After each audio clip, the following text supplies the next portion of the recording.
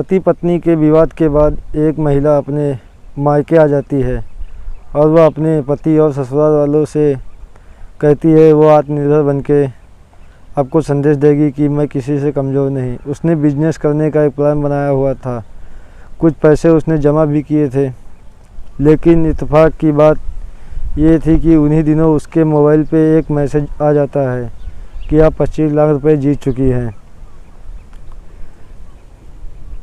अब उस लड़की की खुशी का ठिकाना नहीं रहा और ये बात उसने किसी को कानो कान खबर नहीं होने दी और कहा कि जब तक पैसे हाथ में नहीं आ जाते बिजनेस शुरू नहीं कर देगी, किसी को कुछ नहीं बताएगी। बस सब कुछ उसके मन मुताबिक चल रहा था। वो मैसेज पे क्लिक करती है और सामने से एक फ़ोन आता है और वो मुबारकबाद देता है कि तुम 25 लाख रुपए जीत चुकी हो। इसके बदले आपको 20,000 रुपये का टैक्स जमा करना होगा। टैक्स जमा करने के बाद पैसे आपके खाते में पहुंचा दिए जाएंगे।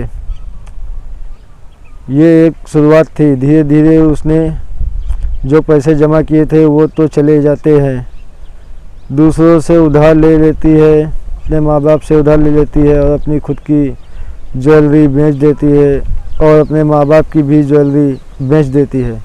कुल मिलाकर 7-7.5 लाख रुपए वह उनके खाते में डाल चुकी थी। तब जाकर उसे होश आया कि वह ठगी जा चुकी है। अब वो करे तो क्या करे। सामने फ़ोन वाले व्यक्ति से रोते गिड़गिड़ाते हुए अपनी कहानी बयां करती है। कहती है मेरे पति से मेरा झगड़ा हो चुका है, मैं मायके में रह रही हूँ, ससुराल तो छूट गया है, अब मायका भी छूट जाएगा अगर उसके पैसे नहीं मिले और यह बात किसी को पता चल गई। मगर वो बार बार रो के कहती रही, लेकिन उधर किसी का दिल पसीजा नहीं। फिर वो लड़के कहता है कि मैं तुम्हारे पैसे वापस कर देंगे, लेकिन इसके लिए तुम्हें अपनी नहाते हुए की एक वीडियो देनी होगी, इसके बाद हम तुम्हारे सारे पैसे वापस कर देंगे। महिला के मन में लालच आता है और वह वही कर देती है जो उस लड़के ने कहा। कहते हैं अब तक उसके पास जो पैसे जेवर वो सब चले जाते हैं, जो बची हुई थी इज्जत वो भी चली जाती है। इस महिला को इंसाफ तो मिल नहीं पाया, लेकिन कहते हैं कि लालच बुरी बला होती है। नमस्कार दोस्तों, मैं हूं बंटी चौधरी। आज की जो सच्ची घटना मैं आपको सुनाने जा रहा हूं उसमें एक ही नहीं लगभग 66 बड़े घर की अमीर घरानों की महिलाओं के साथ ऐसा ही चल रहा होता है, जिसको सुनने के बाद शायद आप लोगों को भी रोंगटे खड़े हो जाएं। आजकल जो सच्ची घटना है पश्चिम बंगाल का एक ज़िला है हुगली, और इस ज़िले का चंदन नगर कमिश्नरेट एक जगह है चौसारा। दरअसल यहाँ की एक महिला जो बहुत ज़्यादा परेशान थी, अपने मन की बात व अपनी परेशानियाँ किसी के सामने बयान नहीं कर सकती। धीरे धीरे वक्त बीत रहा था पर उसकी परेशानियाँ लगभग बढ़ती गई। आखिरकार महिला ने हिम्मत जुटाई और पुलिस थाने में जाती है और वहाँ जाकर कहती है, वह अपनी कहानी पुलिस को बताती है, लेकिन पुलिस वाले को इस कहानी पे यकीन नहीं हो रहा था। ऐसा लग रहा था कि यह महिला अच्छे और बड़े घराने की है, लेकिन वह झूठ बोल रही है। दरअसल कहानी कुछ यहाँ से शुरू होती है। उसके घर में किसी बच्चे का जन्मदिन होता है और उस जन्मदिन में उसने एक केक ऑर्डर किया था और यह बात उसने किसी को नहीं बताई थी, क्योंकि जिस तरह का केक का डिज़ाइन उसने गूगल पे देखा था उसी तरह की डिज़ाइन का केक उसने बुक किया था। दिसंबर साल 2000 की ये बात है। जैसा उसने केक ऑर्डर किया था वैसा ही केक उसके घर आ जाता है और जो डिलीवरी बॉय वो केक लेकर आया था वो उस महिला की खूबसूरती पे फिदा हो जाता है, लट्टू हो जाता है और वह यह सोचने पे मजबूर हो जाता है। तभी वो कहता है, मैडम हमारी जो कंपनी है वह काफ़ी नामी गिरामी कंपनी है, जिस कंपनी के लिए मैं काम करता हूँ। बस आपसे एक अपील है कि आप अपना खुद का मोबाइल नंबर मुझे दे सकती हो। उसके बाद किसी दिन आपके पास कॉल आएगी तो आपको वहाँ फीडबैक देना है, जो थोड़ा अच्छा दे देना। गरीब आदमी हूँ, अगर आप अच्छा फीडबैक देंगी तो कंपनी में अच्छा मैसेज जाएगा, जो हमारी तरक्की होने के चांस थोड़े बढ़ जाते हैं और हमें थोड़ा बढ़ के पैसा मिल जाता है। बस आप बड़े लोग हैं, ऐसा कर देंगी तो बड़ी मेहरबानी होगी। वो अपना नंबर देता है और साथ में ही उस महिला का भी नंबर ले लेता है। कुछ दिन बीत जाने के बाद उधर से एक फ़ोन आता है। वो कहता है, नमस्ते मैम, अभी पिछले हफ्ते जो आपने केक मंगवाया था उसी कंपनी का डिलीवरी बॉय हूँ। अब उस महिला ने कहा, बोलो मुझे क्या करना होगा। बोला, मैडम बस आपके पास फीडबैक के लिए कॉल किया गया है। उस दिन वो केक कैसा लग रहा था, महिला बताने लगी और उसकी तारीफ़ करने लगी। वो कहता है कि मैडम ऐसे नहीं, आपको मैं वीडियो कॉल करके कहना होगा, वीडियो कॉल पे आपको फीडबैक देनी होगी। यह बताया, खुशी खुशी महिला ने वीडियो कॉल किया और उस पर फीडबैक दिया और फ़ोन काट दिया। अब 2-3 दिन बीत जाने के बाद उस महिला के पास एक वीडियो आती है और उस वीडियो को देखने के बाद उसकी आंखें फटे की फटी रह जाती है।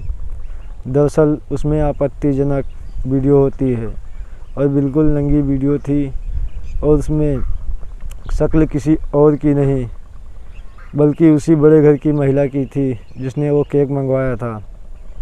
अब इसे देखकर वो परेशानी किसी को बता नहीं सकती थी पर करे तो क्या करे। जिस नंबर से वो वीडियो आई थी और वह नंबर भी बंद था। अब उस पर ना तो वीडियो कॉल जा रही थी और ना ही नॉर्मल कॉल जा रही थी। परेशान महिला ने लगातार ट्राई करती रही। ट्राई करते करते जब वहाँ 20-30 बार ट्राई कर चुकी होगी तो उधर फ़ोन बंद आ रहा था। लेकिन जैसे ही उधर फ़ोन खुलता है तो सामने वाले को पता चल जाता है कि सामने वाले को उसकी कितनी रिक्वायरमेंट है।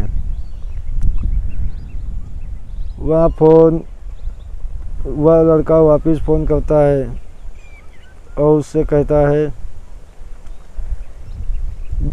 इस बार विशाल बात कर रहा होता है अपने नंबर से, क्योंकि वह नंबर काफ़ी दिनों से बंद था। और विशाल कहता है कि मैडम आपके पास किसी का फ़ोन आया था। और महिला कहती है कि हाँ फ़ोन आया था। विशाल कहता है कि मेरे पास आपकी एक न्यूड वीडियो है। वह वीडियो जिसके लिए वह महिला काफ़ी परेशान थी और उसके लिए 30-40 बार फ़ोन कर चुकी थी। विशाल बताता है कि ये वीडियो है जिसे मैं YouTube पे अपलोड करने वाला हूँ। उसके बाद महिला को बोलता है कि आप देख लेना कि आपके परिवार वाले और आपकी फैमिली के लोग देखेंगे तो क्या कहेंगे। महिला बड़ी परेशान हो जाती है और एक बार फिर विशाल ने उस महिला की परेशानी और बढ़ा दी थी। वह समझ नहीं पा रही थी कि वह करे तो क्या करे या हो क्या रहा है। वह कहती है कि भैया मुझे माफ़ कर दो, गलती हो गई, मैं तुम्हारे झांसे में पड़ गई, मैं करूँ तो क्या करूँ। उन्होंने कहा ठीक है, जब तुम अकेली होगी तो मुझे कॉल करना। और एक दिन जब महिला अकेली होती है तो उनको अपने घर बुलाती है। विशाल अपने एक दोस्त के साथ में आता है जो उसका दोस्त पेंटर होता है। उसके साथ में उसके घर पे आता है और आकर उस महिला से कहता है कि वीडियो इसके पास है, कॉल की इसने किया था। कॉल करने वाले का नाम सुमन मंडल होता है। अब वह बड़े इत्मीनान से महिला के पास बैठते हैं, चाय पानी की व्यवस्था कराता है। उसके बाद उस महिला को मजबूर कर देता है उसके साथ गलत काम करने के लिए। वह लोग उसके साथ शारीरिक संबंध बनाते हैं और जब उनका मन भर जाता है तो वहाँ से चले जाते हैं। लेकिन वहाँ महिला अब तक इस बात से अनजान थी कि अब तक जो उसके पास वो वीडियो थी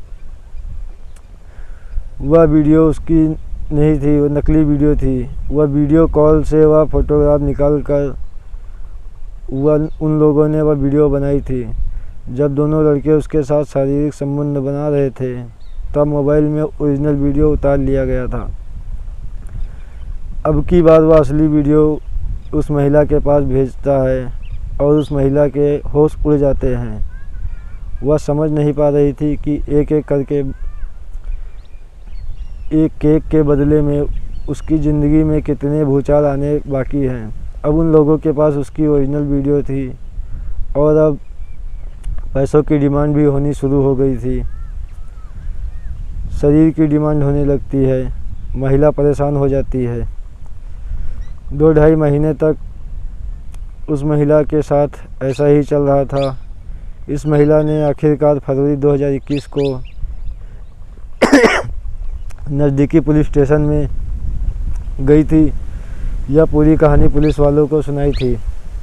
तो पुलिस वाले कह रहे थे कि यह झूठी मनगढ़ंत कहानी है, ऐसा कुछ भी नहीं होता। महिला बार बार कह रही थी कि जिस नंबर से फ़ोन आया था वह नंबर यह रहा, आप चाहें तो इस नंबर से बात कर लीजिए। वह लड़का जो डिलीवरी बॉय है उसका नंबर मेरे पास है, चाहे तो आप एक बार बात करके देख लीजिए। तभी पुलिस को 23 फरवरी 2021 की रात को एक जगह दबिश देनी होती है। उस जगह का नाम टोयोटा था। उस लोकेशन पे जो घर था, पुलिस उस घर में पहुंचती है। वहां यह विशाल एक नई महिला के साथ नग्न अवस्था में मिल जाता है। पुलिस वाले देखकर हैरान थे कि एक महिला शिकायत करने आई है और एक दूसरी महिला इसके साथ नग्न अवस्था में मिल रही है। यह चल क्या रहा है और यह हो क्या रहा है। पुलिस वाले उसे पकड़ कर लेकर आते हैं और पकड़ के लाने के बाद वह महिला तो चली जाती है, क्योंकि उससे पुलिस वालों का कोई लेना देना नहीं था। लेकिन उसके बारे में बताया गया था कि वह कॉल गर्ल थी, उसको पैसे दिए गए थे, वह अपनी मर्ज़ी से आई थी। इसी रात की बात है। उस महिला को, जो पहले वाली बड़े घर की महिला थी, जब दोनों का आमना सामना कराया गया तो उसे विशाल ने तरह तरह का आरोप उसी महिला के ऊपर लगा दिए। कहा कि महिला ही गलत है, उसके घर वाले यहाँ रहते नहीं और उनकी गैर मौजूदगी में यह महिला मुझे अपने घर बुलाया करती थी और मेरे ही साथ गलत काम किया करती थी। उल्टा ही जब उस महिला पे आरोप लगाना शुरू किए तो महिला बहुत परेशान हो जाती है। वह सोचती है कि आखिरकार हो क्या रहा है। उसके बाद पुलिस ने जब उस लड़के का मोबाइल लेने के बाद उसकी तलाशी शुरू किया तो उसमें 31 वीडियो ऐसी पाई गई जो फीडबैक के नाम पर उस महिला की तरह ही थी। वीडियो ऐसी भी जिसमें महिलाओं के साथ शारीरिक संबंध बनाने जाने वाले वीडियो भी थे। पुलिस वाले यह सब देखते हैं, तब उस लड़के से बातचीत करते हैं, उस लड़के से बातचीत करना शुरू कर देते हैं। पुलिस उसको यकीन नहीं हो जाता है कि उस महिला ने जो कहानी सुनाई है अब तक की वह पूरी सच्ची कहानी है। व्यक्ति जो विशाल वर्मा होता है वह झूठ पे झूठ बोल रहा था और पुलिस मौके पर उसका जो दोस्त होता है संतोष मंडल, उसको भी गिरफ्तार करके थाने ले आती है। और जब अलग अलग पूछताछ की जाती है तो गिनती 25-26 नहीं बल्कि 66 महिलाओं की होती है, जिन्होंने उससे ऑनलाइन ऑर्डर दिया था। जब वह ऑर्डर देने घर जाते हैं तब वह ऐसा काम करते हैं, नामी गिरामी कंपनी के लिए काम करते हैं। और उसके बाद पुलिस को 66 महिलाओं के पास भी पहुंच जाती है। कई महिलाएं तो ऐसी भी थी जिन्होंने यह बात बताने से साफ इनकार कर दिया और कुछ महिलाएं ऐसी भी थी जो बिल्कुल बोलने को तैयार भी नहीं थी। जो तैयार भी होती है उनके साथ क्या हुआ, लेकिन वह रिपोर्ट लिखवाने की हिम्मत किसी के पास नहीं थी। कोई अपनी बदनामी नहीं करवाना चाहता। 65 महिलाओं के साथ अगर इसी तरह किसी पहली महिला ने ही रिपोर्ट लिखवाई होती तो उन 65 महिलाओं के साथ ऐसी घिनौनी हरकत और गंदा काम नहीं हुआ होता। लेकिन 66वीं महिला ने जब थाने जाकर अपनी रिपोर्ट लिखवाई, अपनी आप बीती पुलिस वालों को जाकर सुनाई,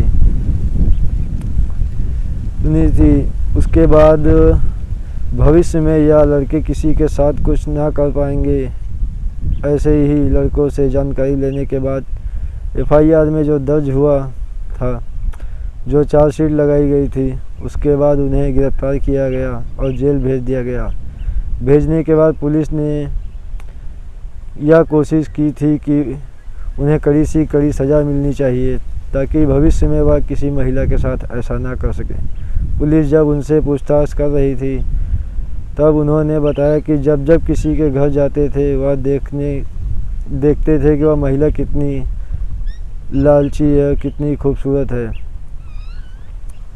और उन्हें फीडबैक का झांसा दिया करते थे कि मैडम आपके पास अगर फ़ोन आया और आपने अगर अच्छा फीडबैक दिया तो अगली बार मैं जब आपके पास डिलीवरी देने आऊँगा तो आपको 20 से 30% का डिस्काउंट दूंगा, जिसके लिए आपको केवल आधे ही पैसे देने पड़ेंगे। महिलाएं लालच में आ जाती थी और ख़ासकर वो लोग ऐसी महिलाओं को निशाना बनाते थे जो ज़्यादा खूबसूरत और ज़्यादा अमीर घर की होती थी। उन महिलाओं की संख्या 66 हो जाती है और वह धीरे धीरे एक कहानी का रूप ले लेती है। दोस्तों, आजकल लूटने के ऑनलाइन कई तरीके के धंधे बन चुके हैं। पश्चिम बंगाल ही नहीं बल्कि पूरे भारत में कहीं न कहीं ऐसे काम होते ही रहते हैं। पूरे भारत में साइबर क्राइम पूरी तरह फैल चुका है। लगातार लोगों के साथ ठगी होती जा रही है, चाहे उनका शारीरिक शोषण हो, चाहे उनका आर्थिक शोषण हो। लगातार उनका शोषण हो रहा है। इस पूरी घटना को सुनाने का उद्देश्य किसी को परेशान करना नहीं, किसी का दिल दुखाना नहीं, बल्कि जागरूक करना है, आपको सचेत करना है। आप जहां भी रहें सुरक्षित रहें। जय हिंद।